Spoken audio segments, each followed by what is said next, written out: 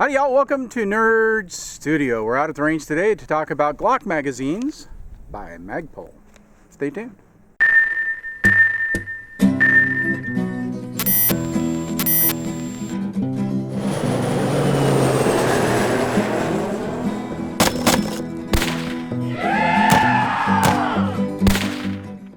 The price point on these Magpul magazines is, it's really hard to beat. Right now, if you go up to Bowtac.com, you can get them for 13 bucks a pop. I think their regular price is 15. And of course, it's Bowtac, so it's always no tax and no shipping. Compared to the factory mags up there are 25 if you buy one. And I think you can get the price down to $20 a magazine if you buy 5 or more. Of course, no tax, no shipping, but still, you're saving $7 a magazine, and that's not trivial.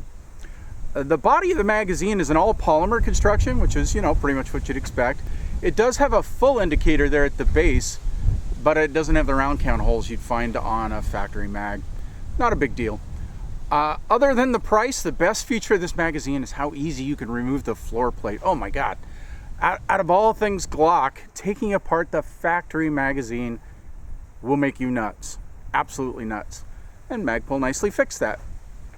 Now, I've had these magazines for several months. Not long after they came out, I started using them for my 17 and my 19. And I've put, better than 1,000 rounds through my Glock 19 magazine. And I can say with confidence that they function just fine. With one minor exception.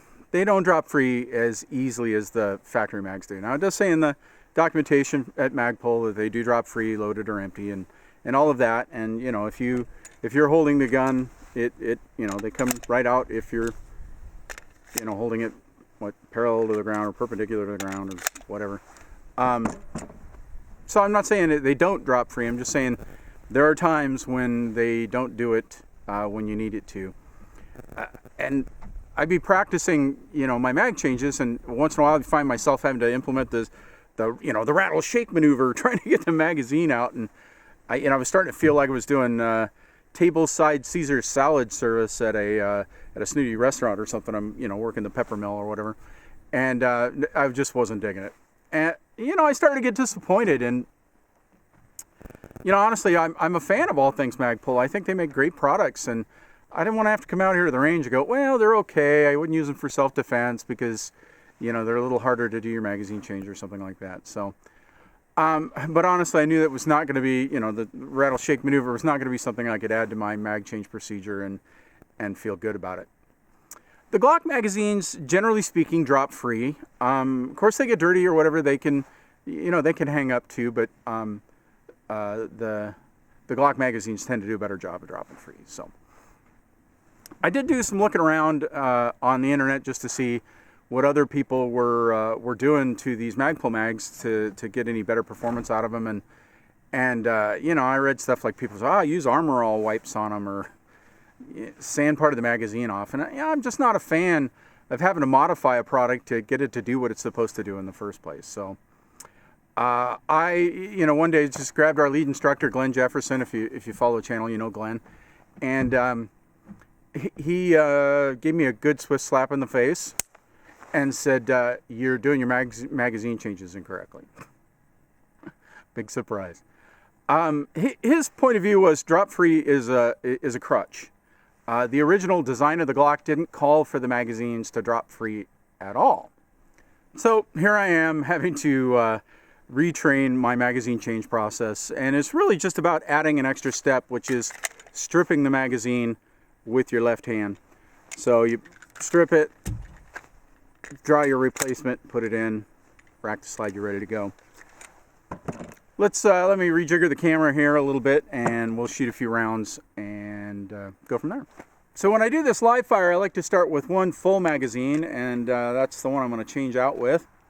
And then I start with an empty mag, and I put one round in it, and that's going to cause the slide to lock back. Now, you don't have to do this out at the range. I'm going to do it just so I get used to making the sight alignment after the round goes off and the reload comes in. I'm going to fire the first round, do the mag change, then fire the second round.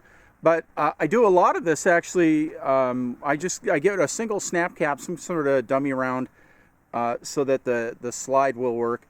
and I put the dummy round inside my inside the magazine I'm going to change with, and start with an empty mag and the slide lock back, and then do the magazine change, rack the slide, and go. And the beauty of doing that in front of the bed is the magazine drops on the bed, and you're not bending over all the time. If you're like me, my back is not, I ain't a young chicken, and it gets old after a while. But I like to do this live fire because I want to be able to do practice my sight alignment and stuff after the 2 rounds, after the change. So let's just do this really slow once. Again, this is just me practicing the actual change. I'm not even going to drop my holster for this, just because I'm working the movement still. So let's see how this looks. Need a round in the chamber. All right.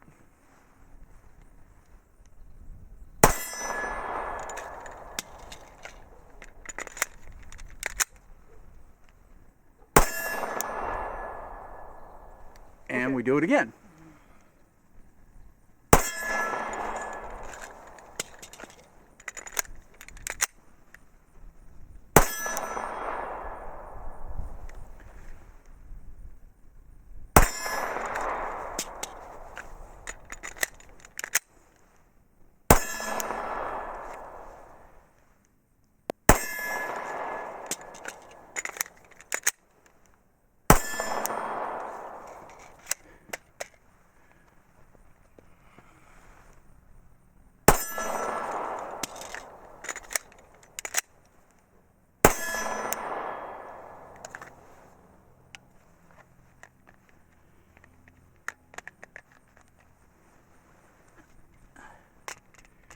Hey, you know, real quick, I want to tell you a funny story.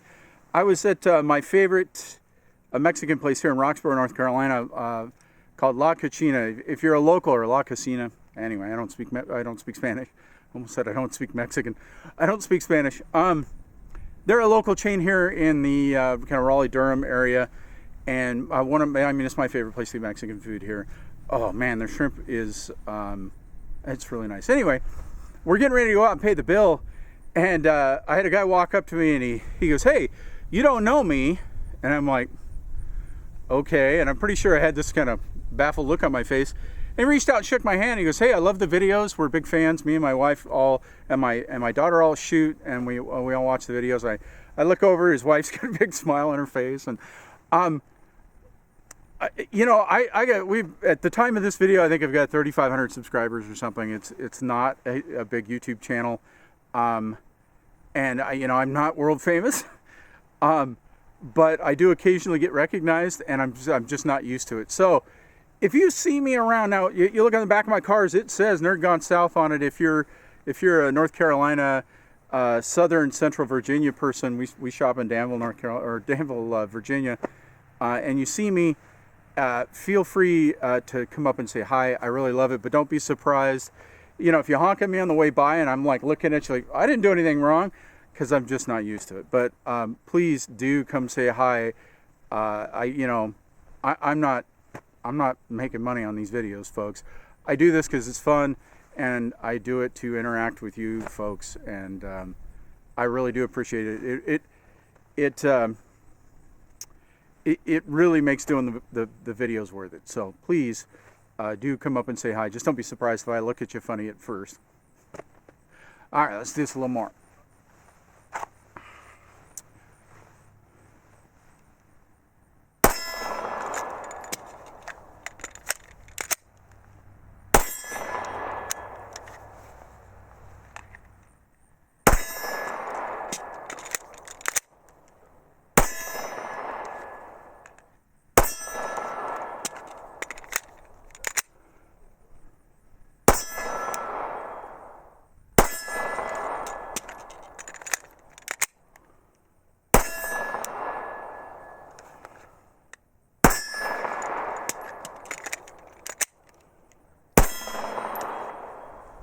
Another tool I like to use for practicing magazine changes and all kinds of things, the trigger pull, is the SIRT pistol. Of course, it's not actually a pistol, it's just a laser gun. Laser gun, sounds like Star Wars, huh? It's got these magazines, and they're basically the weight of what you would find a Glock 17 mag to weigh if it were loaded. So they do drop free really easily, but it's still worth it for doing magazine changes. What I do is I just leave it sitting on the bed, and I'll get up from my where I'm working, type it on my computer. I'll get up, and every time I walk by the bed, I'll just pick up the SIRT pistol. I just keep my magazine holder on me at all times, and you know, I'll practice a magazine change. You have to simulate racking the slide because, of course, it's, you know, there's just a laser under here. There is no slide to rack, but it's not bad. I mean, do the same thing if I'm wanting to practice trigger pull. I'll leave it sitting on the bed. I'll go by, I'll pick it up, and, you know, shoot the light switch on the wall or whatever. That's a nice training aid. So there are lots of reasons that you might not get your magazine to drop free. This is kind of a classic one I've got set up here. This is a double feed. I don't know if you can see in there, but essentially I've got one round. It's still in the chamber. It's a malfunction. But the slide has begun to come home and has started to strip the next round out of the magazine, and it's got it jammed up in there, and there you go. Can't release the magazine. It won't drop free. And so the training is you've got to reach up and strip the magazine. Well, you know, a double feed is a common malfunction. It's one of the things Glenn was trying to explain to me. Look, if you just train to strip the magazine to begin with, you're ready to deal with this malfunction. You receive the malfunction, you do a reload, rack the slide, and you're back in the fight, and you've cleared the malfunction, and it's become muscle memory to you. So there you go. I think that's I'm really looking forward to having this motion down. I think that's really great instruction, and you know, thanks Glenn for pointing it out. Thanks for the slap. Okay, so Magpul magazines. With this caveat saying that I had to learn the extra step. Maybe you're already stripping your magazines. You already know this information, so then I can say the Magpul magazines are a great, viable, less expensive option to the factory Glock magazine. I think they're sturdy enough. Like I said, I've shot over 1,000 rounds through mine. Never had a hitch. The springs do feel a little stiffer than the factory Glock magazines, but that's probably a good thing. There you go. Magpul for the win. All right, folks. Always remember, anyone can shoot. Anyone can shoot and have fun. We'll see you next time.